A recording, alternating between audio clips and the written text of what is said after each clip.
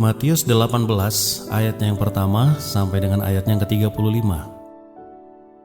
Siapa yang terbesar dalam kerajaan sorga? Pada waktu itu datanglah murid-murid itu kepada Yesus dan bertanya, siapakah yang terbesar dalam kerajaan sorga? Maka Yesus memanggil seorang anak kecil dan menempatkannya di tengah-tengah mereka.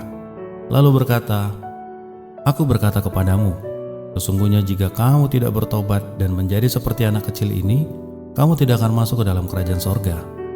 Sedangkan barang siapa merendahkan diri dan menjadi seperti anak kecil ini, dialah yang terbesar dalam kerajaan sorga.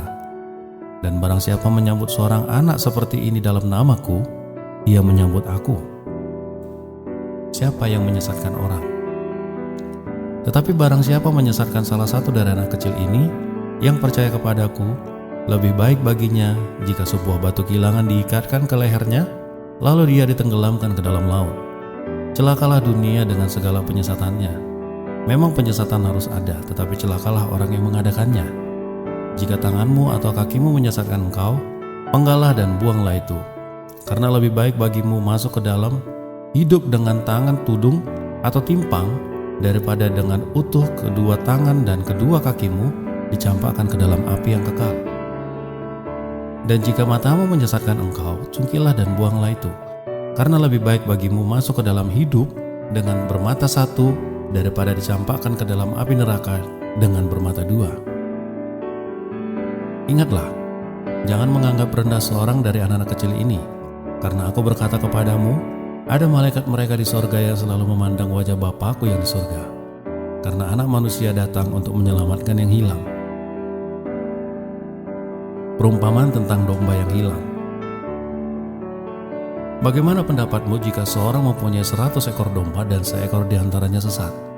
Tidakkah ia akan meninggalkan yang 99 ekor di pegunungan dan pergi mencari yang sesat itu? Dan aku berkata kepadamu, sesungguhnya jika ia berhasil menemukannya, lebih besar kegembiraannya atas seekor itu daripada yang ke-99 ekor yang tidak sesat. Demikian juga Bapamu yang di sorga tidak menghendaki supaya seorang pun dari anak-anak ini hilang. Tentang menasehati sesama saudara. Apabila saudaramu berbuat dosa, tegurlah dia di bawah 4 mata. Jika ia mendengarkan nasihatmu, engkau telah mendapatkannya kembali. Jika ia tidak mendengarkan engkau, bawalah seorang atau 2 orang lagi, supaya atas keterangan 2 atau 3 orang saksi perkara itu tidak disangsikan. Jika ia tidak mau mendengarkan mereka, sampaikanlah soalnya kepada jemaat. Dan jika ia tidak mau juga mendengarkan jemaat, pandanglah dia sebagai orang yang tidak mengenal Allah atau seorang pemungut cukai. Aku berkata kepadamu, sesungguhnya apa yang kau ikat di dunia ini akan terikat di sorga, dan apa yang kau lepaskan di dunia ini akan terlepas di sorga. Dan lagi aku berkata kepadamu, jika 2 orang dia padamu di dunia ini sepakat meminta apapun juga, permintaan mereka itu akan dikabulkan oleh Bapakku yang di surga.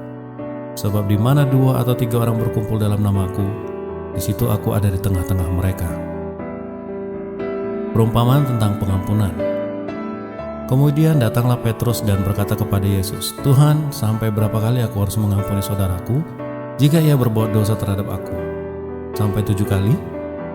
Lalu Yesus berkata kepadanya, bukan, aku berkata kepadamu bukan sampai 7 kali, melainkan 70 kali 7 kali. Sebab hal kerajaan sorga seumpama seorang raja yang hendak mengadakan perhitungan dengan hamba-hambanya. Setelah ia mulai mengadakan perhitungan itu, dihadapkanlah seorang kepadanya yang berhutang 10.000 talenta. Tetapi karena orang itu tidak mampu melunaskan hutangnya, raja itu memerintahkan supaya ia jual beserta anak istrinya dan segala miliknya untuk membayar hutangnya. Maka sujudlah hamba itu menyembah dia, katanya, sabarlah dahulu, segala hutangku akan kulunaskan. Lalu tergeraklah hati raja itu oleh belas kasihan akan hamba itu, sehingga ia membebaskan dan menghapuskan hutangnya. Tetapi ketika hamba itu keluar, ia bertemu dengan seorang hamba lain yang berhutang 100 dinar kepadanya. Ia menangkap dan mencekik kawannya itu, katanya, bayar hutangmu. Maka sujudlah kawannya itu memohon kepadanya, sabarlah dahulu, hutangku akan kulunaskan. Tetapi ia menolak dan menyerahkan kawannya itu ke penjara sampai dilunaskan hutangnya. Melihat itu, kawan-kawannya yang lain sangat sedih, lalu menyampaikan segala yang terjadi itu kepada tuan mereka. Raja itu menyuruh memanggil orang itu dan berkata kepadanya, "Hai hamba yang jahat, Seluruh hutangmu telah kuhapuskan karena engkau memohon kepadaku. Bukankah engkau pun harus mengasihi kawanmu seperti aku telah mengasihani engkau?" Maka marahlah tuannya itu dan menyerahkannya kepada algojo-algojo sampai ia melunaskan seluruh hutangnya. Maka Bapakku yang di sorga akan berbuat demikian juga terhadap kamu apabila kamu masing-masing tidak mengampuni saudaramu dengan segenap hatimu. Demikian firman Tuhan.